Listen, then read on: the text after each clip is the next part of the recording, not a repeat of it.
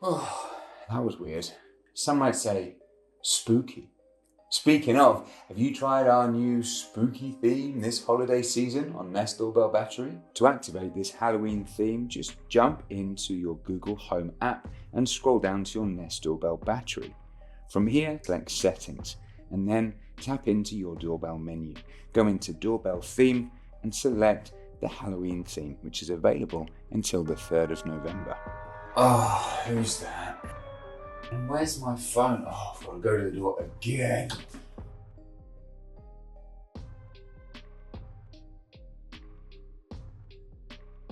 Happy Halloween.